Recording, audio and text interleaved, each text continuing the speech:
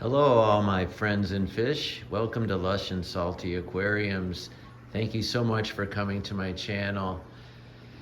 Okay, so the 135-gallon freshwater display tank for your viewing pleasure. I don't have a specific issue right now with this aquarium, so I'm not doing a kind of problem or here's what happened type of thing, but I did want to give an update and try to add some value to it by inserting various tips and tricks and observations that this aquarium is forever teaching me. So this ecosystem is 2.5 years old. It's hard to believe I've been back in Chicago that long. But one of the first things I did when I moved back to the Windy City, the city of big shoulders, my hometown, is set this sucker up. Now, I had brought this aquarium, the actual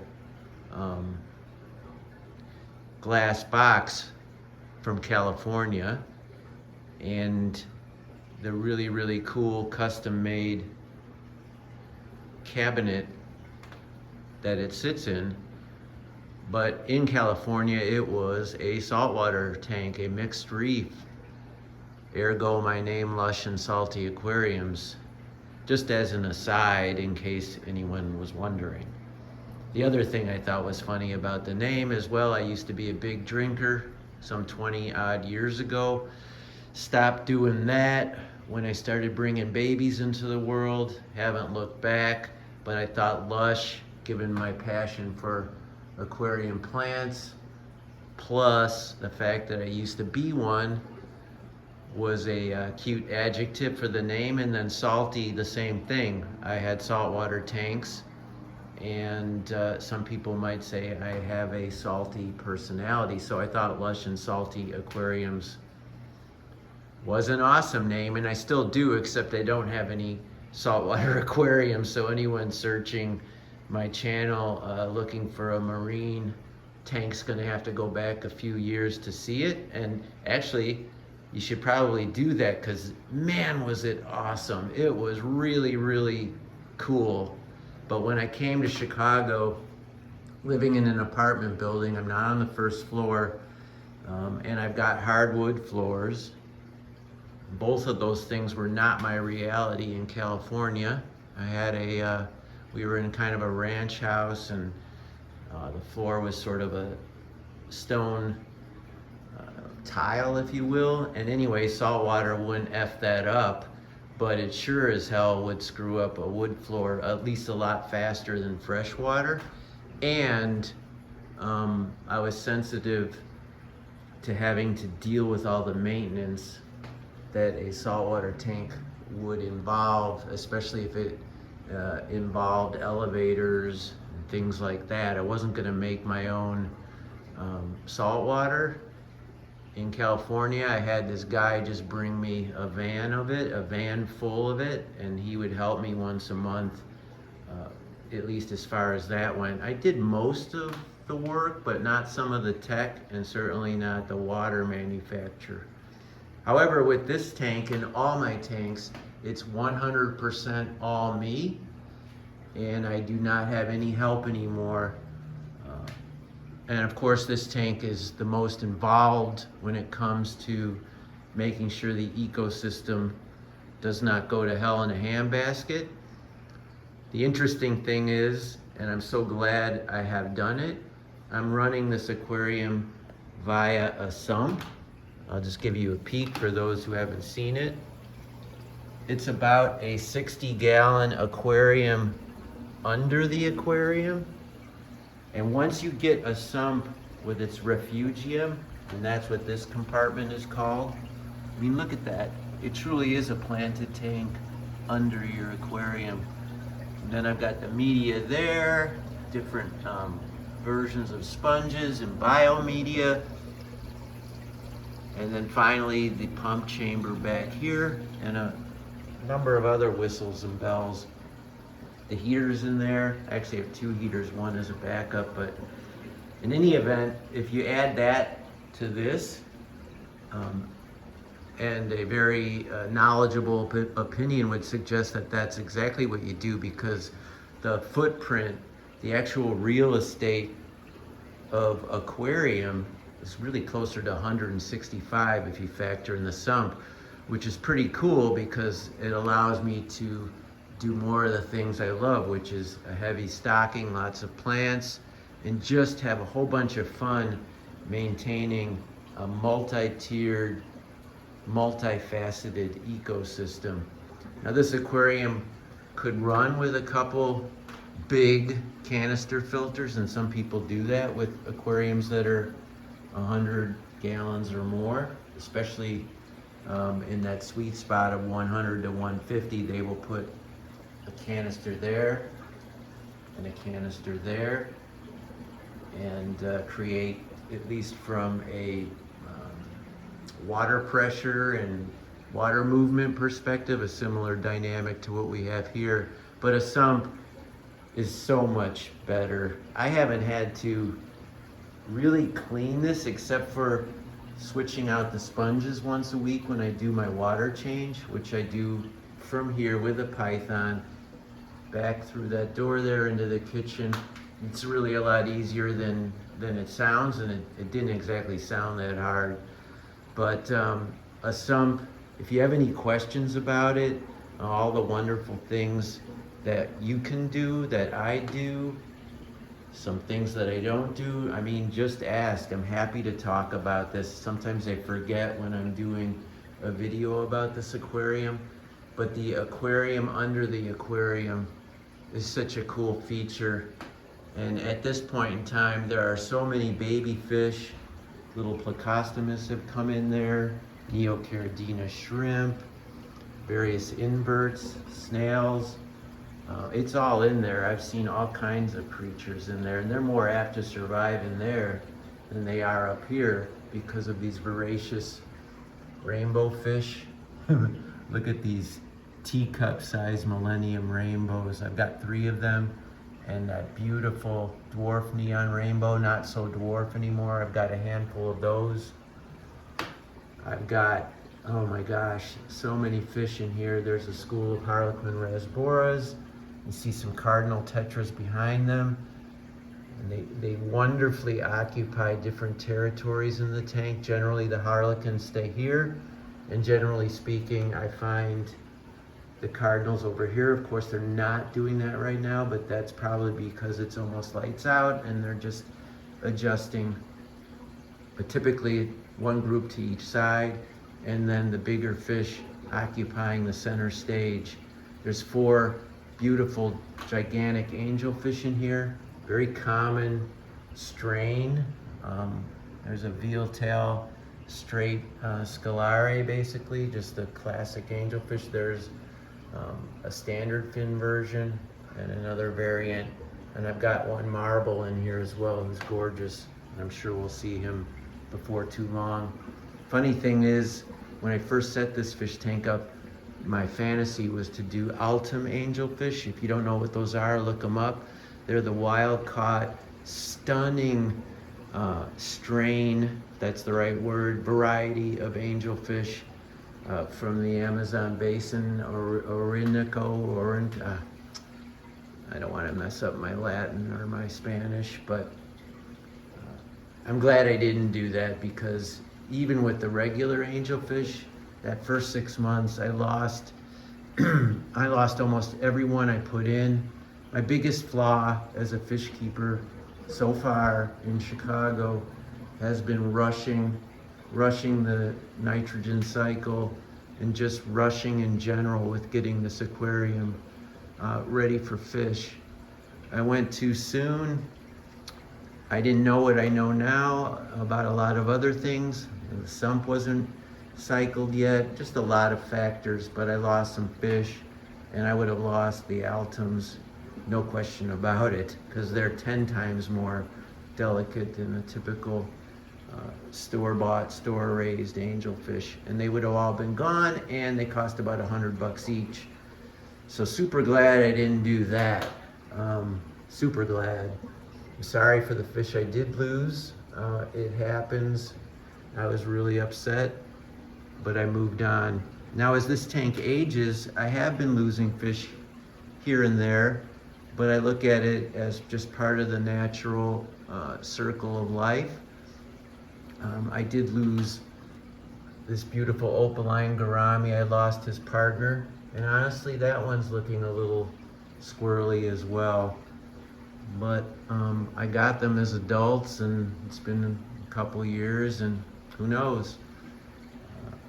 If I were to get a rash of dead fish, just like you, if you ever had that unfortunate occurrence, then it's time to really start examining your water parameters, temperature, and other factors.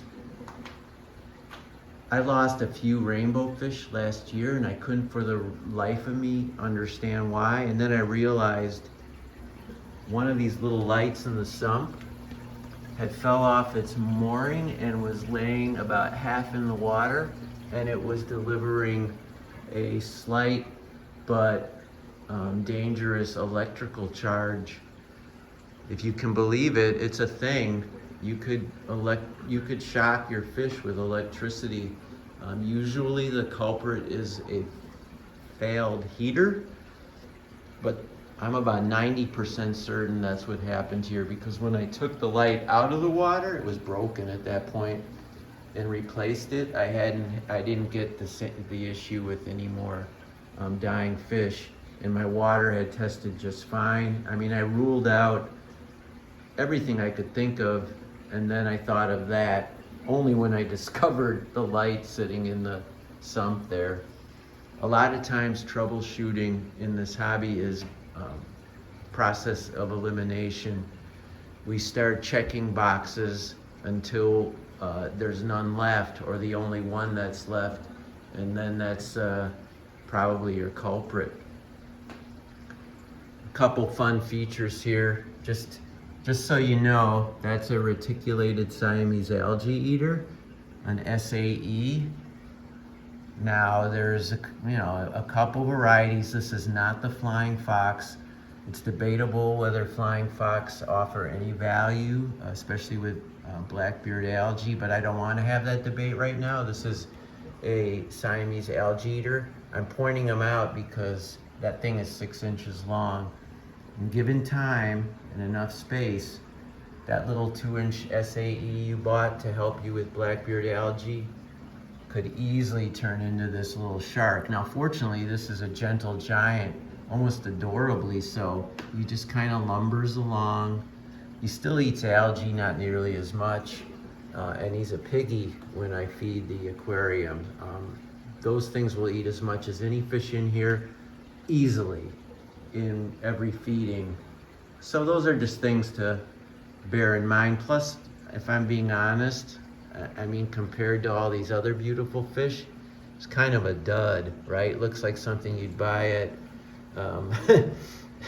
at Whole Foods to, like smelt or something you would prepare for dinner more than have in your tank. But that's unfair, because look at that subtle yellow hue on that dorsal fin, and the personality and the work that it did when it was younger. He or she has definitely deserved and will keep his space in this aquarium for the life of the tank. You see the different Bosemani rainbows? There's a couple strains in here. You see a male with the yellow back and then with the orange back. Those are two different origin point rainbow fish, Bosemani rainbow fish, same species, but a different collection point. Both beautiful. I think the orange is better, but I ain't complaining. Sorry, buddy. You're beautiful too. The black mollies, those were all baby fish that I put in here when they were the size of a fingernail from my live bear tank. I put dozens in here to feed all these fish. Just assumed they'd be immediately devoured, and 90% of them were, but not all of them. And so The Darwin theory of evolution, survival of the fittest. I'm glad this one didn't get eaten. Look at how beautiful that is. That's a gold dust molly with that beautiful tail. So a lot of nice DNA in that fish. And there's a fancy tailed black molly. So those guys survived. And I'm happy for it, because I will tell you, it's almost, in my opinion, a hack. It's such a valuable piece of information. But mollies, black mollies, and their cousins are in the top 3, my opinion, algae eating creatures, not just fish. I'm talking about snails, shrimp. They are right up at the top when it comes to helping keep algae at bay in your aquarium. So don't sleep on them. You know, when I had a saltwater tank, I kept a couple in there to help with different algae that occur in a saltwater system. Mollies can live in brackish water, nearly fully, salt water, but you have to acclimate them, and of course freshwater. But they are just as happy. And some people who just keep them and raise them and breed them, they add a conspicuous amount of salt to their tanks for those fish. That's how comfortable mollies are with saltwater conditions. There is a little swordtail or a little red molly. There's a few of them in here now. There's a pretty little swordtail right there, just tucked in the back, and there's actually a number of them. So down the road, I'm gonna have an issue, because I don't want this to be a livebearers tank. But good luck catching those fish in here. I might be able to get one, and then I'd have to wait 2 weeks and get another. I mean, just messing around at the top on a step ladder with a net in a big deep system like this with all this plants and wood, kind of a nightmare. So I'm at the mercy of the ecosystem. Fortunately, as I said, those livebearers are performing a service in this aquarium. While the water is not crystal clear, all those particulates are generally, if not completely, a very healthy aspect to your ecosystem, just like algae is. I mean, we do a lot of what we do for aesthetic reasons, and I'm no exception. But particulates in the water, a certain amount of mulm at the bottom, and different algae, completely desirable from a ecosystem point of view. Like you, I don't want a bunch of blackbeard algae. I don't want a lot of detritus on the ground. So 2.5 years in, and look, there's like zero junk on the ground here. The ground, the substrate, the soil. Now I have a ton of cleanup crew from every way you want to look at it. I have every kind of bristlenose, lemon, albino, standard, longfin, chocolate, and maybe a few starlight plecos. And there's, as I speak, that's either a standard or another variant, but they're all in here and they're reproducing. I've got a ton of Coreodora, a number from the iconic, beautiful Starby family, like this little puppy dog running around the bottom. There's a giant-monstrous mystery snail doing his thing. I mean, it's like a cartoon. It's so much fun to just watch all these wonderful creatures doing, as I said, doing their thing. But they are cleaning it, and if we examine all the plants, sure, we're gonna see algae around the edges, some spotted algae here, a little of this, a little of that. But by and large, for such a robust, now early middle age system, pretty clean. As a matter of fact, and you know, this isn't the video for this discussion, but you could make a great case that an aquarium that's too clean is far worse than an aquarium that's not clean enough. If you have any questions or want to learn more about this particular system or any of the plants, which amazingly I haven't touched on. I'm usually always babbling about plants, but amazingly, as I said, it didn't come up. But if you have any questions, by all means hit me up. I'd love to hear from you and talk about this aquarium or your aquarium. I will answer every question, and I wanna help. I wanna help you grow in this wonderful hobby the same way you've helped me. Okay, everybody, as I like to say, keep your hands in the tank, albeit carefully, and ciao for now.